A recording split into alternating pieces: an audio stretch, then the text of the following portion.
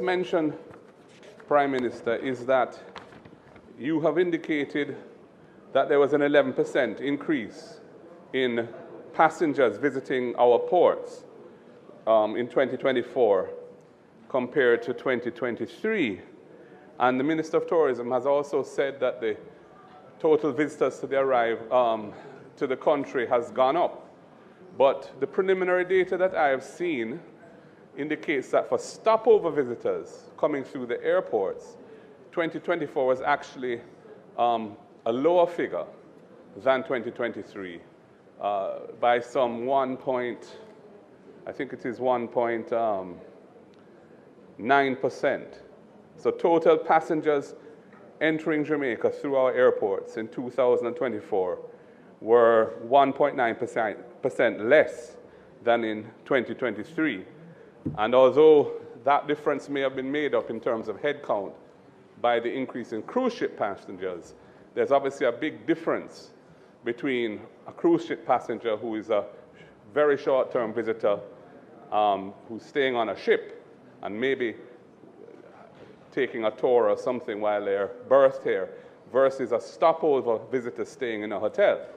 And with the expansion of rooms in the country, and the investment in additional room capacity, the trend in 2024 was discouraging. And I would hope that we can hear what is being done to alleviate that, because supplementing the reduced arrivals and persons staying in hotels by relying on cruise ship passengers is not a satisfactory substitute. We want both to be growing, clearly. So I'm interested to hear your response on those 2 points, Prime Minister, whether or not there was any insurance, and if not, why not? And secondly, the issue to do with the arrivals in 2024 of passengers through airports, staying in hotels, the dip, 1.9% preliminary number, the dip relative to 2023. And, in the context of the overall announced expansion of available rooms in the country, what is that doing? Because that is going to effectively depress room rates and that sort of thing. So I know that isn't the subject of your speech, but you did mention in your opening the 11% increase in cruise ship passengers, and I thought it's important to give the broader context because it does have some potentially worrying implications for the economy and the tourism industry generally. Thank you, Mr. Speaker.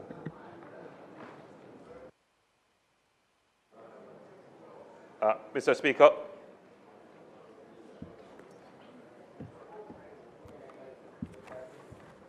let me quickly respond to the Leader of the Opposition. In July of this year, the country was hit by a category, started out as a category 5, hit us at a category 4, and had significant damage to the southern part of the island and damage generally, which would include some of the tourism areas. Earlier in the year, we had again, as I pointed out, a significant weather event that impacted the northwestern coast of the island, which damaged the pier, but it also damaged several beaches along the coast, stretching from the Grill all the way down to Ocho Rios. So, yes, there was a slight 1.9%, as you have pointed out, drop in tourist arrivals. Well, you got the overall figure. But the point of fact is, Mr. Speaker, the Leader of the Opposition says he would want to give the overall context.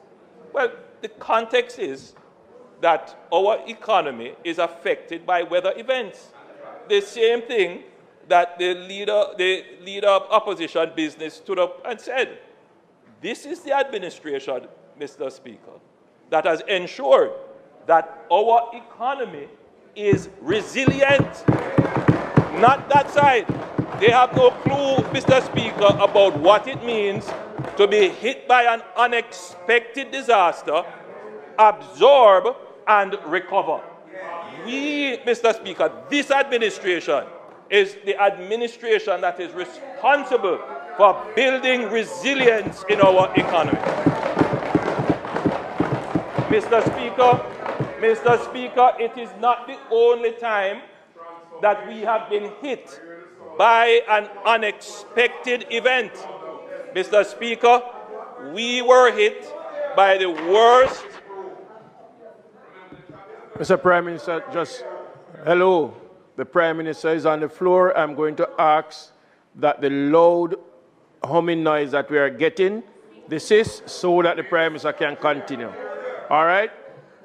Continue, Mr. Prime Minister. We know when there's a lot of noise, it means, Mr. Speaker, that the points have connected.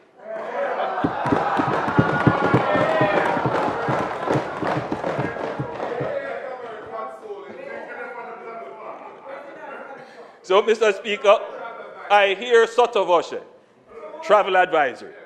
Again, another shock to the system. It is not a softening of the economy. It is not a failure of government policy. These are things, Mr. Speaker, that happen over which we have no control. But what we have control over, Mr. Speaker, is to A, prepare our budget such that we create buffers, so that we have insurance, and so that we put aside reserves that in moments of unexpected exogenous shocks and crises, we can respond.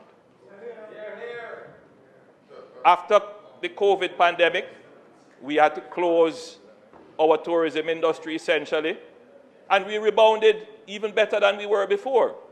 No doubt we will rebound from this climate crisis and significant weather events that have affected us. And, Mr. Speaker, the government continues its work. We have no influence over the government of the United States, but we continue to improve our conditions here to ensure that any travel advisory reflects the true and accurate position in Jamaica. Mr. Speaker,